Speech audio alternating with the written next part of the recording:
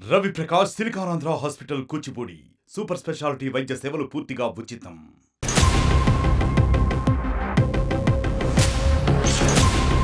ఆంధ్రప్రదేశ్ టీడీపీలో కింజరపు కుటుంబానికి ఎంతో ప్రాముఖ్యత ఉంది. దివంగత నేత ఎర్రన్నాయుడు టీడీపీలో చక్రం తిప్పారు.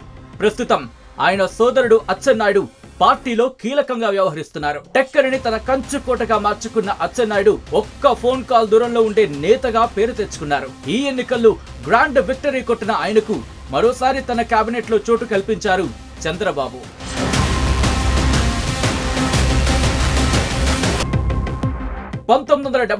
మార్చి 26న శ్రీకాకుళం జిల్లా టెక్కలి మండలం నిమ్మాడలో జన్మించారు అచ్చెన్నాయుడు. ఆయన తల్లిదండ్రులు దాలినాయుడు, కళావతి నాయుడు.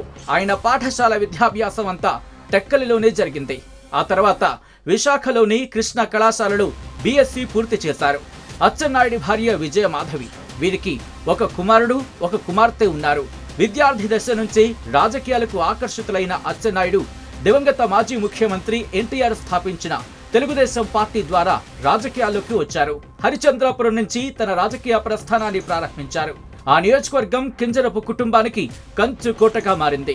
1996 బై ఎలక్షన్ లో బరిలో నిలిచిన అచ్చెన్నాయుడు విజయం సాధించారు.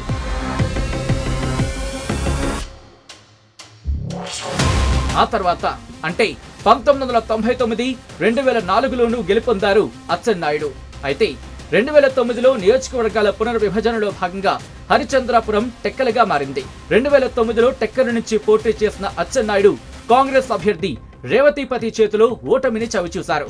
ఇక రాష్ట్ర విభజన తర్వాత అంటే 2014లో టెక్కలి నుంచి ఎమ్మెల్యేగా గెలుపొందిన అచ్చెన్నాయుడిని తన కేబినెట్ లోకి తీసుకున్నారు చంద్రబాబు. జిల్లాలో పార్టీ ఘన విజయంలో కీలక పాత్ర పోషించిన ఆయనకు కార్మిక శాఖ బాధ్యతలు అప్పగించారు. ఇక 2019 ఎన్నికల్లో టెక్కలి నుంచి పోటీ చేసి మరోసారి ఘన విజయం సాధించారు అచ్చెన్నాయుడు. అయితే ఆ ఎన్నికల్లో టీడీపీ ఓటమి పాలైంది. ఆ సమయంలో అచ్చెన్నాయుడికి ఏపీ టీడీపీకి అధ్యక్షుడి బాధ్యతలు అప్పగించారు చంద్రబాబు. ఇక 2024లో టెక్కలి నియోజకవర్గం నుంచి మరోసారి పోటీ చేసి గెలిచిన అచ్చెన్నాయుడుకు తన కేబినెట్ లో స్థానం కల్పించారు చంద్రబాబు.